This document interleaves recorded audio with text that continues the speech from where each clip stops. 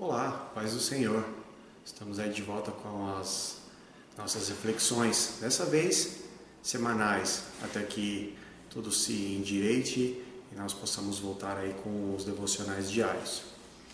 Peço que vocês abram a Bíblia de vocês no capítulo 2 do livro de Lucas, o Evangelho de Lucas, capítulo 2, versículo 42. Vamos ler. Quando ele atingiu 12 anos, falando sobre Jesus, subir a Jerusalém, segundo o costume da festa. Terminados os dias da festa, ao regressarem, permaneceu o menino Jesus em Jerusalém, sem que os seus pais o soubessem. Pensando, porém, estar entre os companheiros de viagem, fora a caminho de um dia, e então passar a procurá-lo entre os parentes e os conhecidos, e não tendo encontrado, voltar a Jerusalém. A sua procura.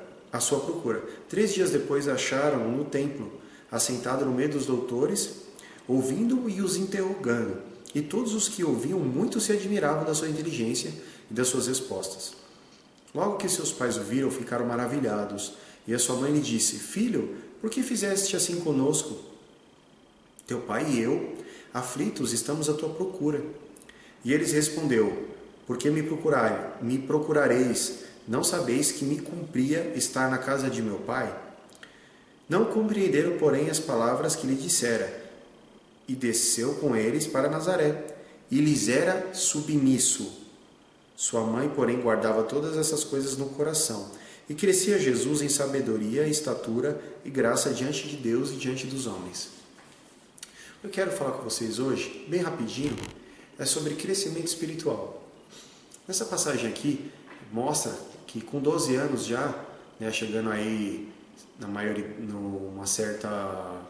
um certo nível de maturidade diante do povo judeu, Jesus já lia o livro da lei, já questionava e interrogava os doutores da lei.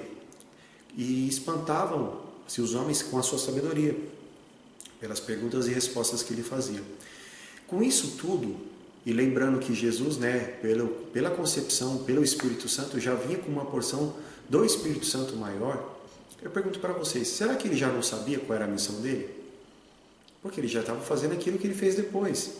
Ele já interrogava os fariseus a questão da palavra. Então eu creio que Jesus aqui já sabia sim o seu chamado. Ele sabia quem ele era, o que ele veio fazer. E provavelmente, com toda essa sabedoria que ele tinha, ficava visível e claro para Jesus que os seus pais eram menos capazes espiritualmente que ele. Porém, ainda assim, Jesus lhe era submisso. Por que lhes era submisso? Porque toda autoridade é constituída por Deus. E o que é mais interessante é que, aqui no texto, a submissão vem antes do crescimento. Primeiro mostra que, por mais que ele tivesse que fazer a obra dele, e os pais não apoiassem ali, não aprovassem, ele não fez, ele voltou para casa com os pais, para Jerusalém. Porém, eles eram submissos. Jesus era submisso ao seu pai, José, e à sua mãe, Maria. E isso lhe concedia o direito ou a autoridade de crescer em graça diante de Deus e dos homens. Por que eu falo isso? Porque não existe nenhum tipo de crescimento espiritual sem submissão, sem honrar os seus líderes, sem você honrar o que nós chamamos de pais espirituais. Talvez você não concorde muito com esse termo, ou talvez você concorde, mas pais espirituais são aqueles que têm o dever diante de Deus de te ensinar o caminho, de te levar a palavra, de te nutrir, de te corrigir, te levar para a melhor forma possível para mais próximo de Deus.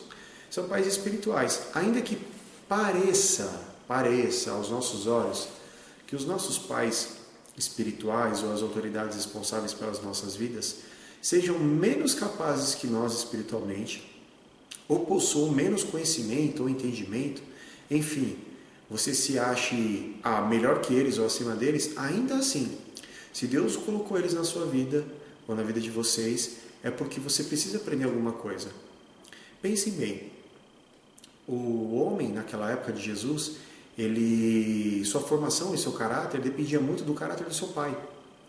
Porque o filho, principalmente o primogênito, ele era o mais apegado ao pai. Então, se Deus não tivesse escolhido um homem de bom coração, íntegro, de caráter justo, e fiel diante dele, Jesus poderia ter tido um caminho errado, e talvez ele fosse bem diferente do Jesus que ele deveria ser aqui.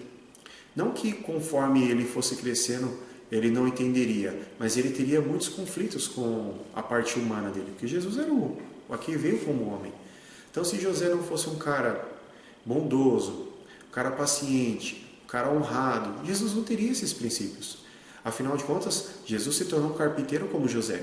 Então, ensinar o ofício, o ensino do ofício, quando o pai fazia para o filho, era mais do que isso. O pai colocava ali suas esperanças, né, as suas experiências, a sua fé, ensinava, como no caso de um marceneiro, como tratar as pessoas, porque ele lidava com vendas, com projetos, com pessoas, lidava como receber o pagamento das pessoas, como ser enganado, como ser traído, como ser roubado. Tudo isso acontecia porque ele era um comerciante, um marceneiro, um carpinteiro, desculpa.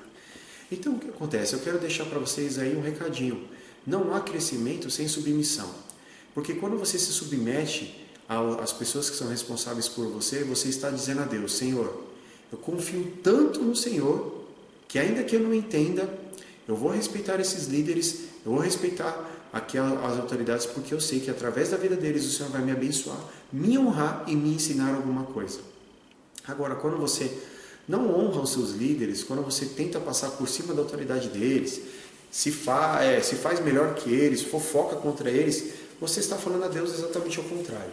Senhor, eu não aceito esses líderes da minha vida, porque eu não acredito que o Senhor Deus tenha capacidade de saber o que é melhor para a minha vida. Então eu não aceito a sua autoridade, Deus, nem a autoridade deles. Olha como é complicado, né? Como as coisas são complicadas. Então procure olhar na sua vida, será que tem alguma pessoa que é responsável espiritualmente pela sua vida, pela sua saúde espiritual, que te orientou? Responsável mesmo, não estou falando aquelas pessoas que dão conselhos eventuais ou muitas vezes maus conselhos, né? Ou falam apenas um oi ou um tchau, mas eu falo daquela pessoa que realmente te acompanha, que te aconselha, que ora com você, que dá direções que te levam à Bíblia, te levam a Deus e não te levam à carne, aos frutos da carne. Se você tiver alguém na sua vida dessa forma, procura refletir, será que você tem honrado essa pessoa? Será que você tem sido submissa a Deus através da vida dessas pessoas? Será que você tem conseguido absorver o que essas pessoas têm para ensinar para você? Se a resposta for positiva, glória a Deus.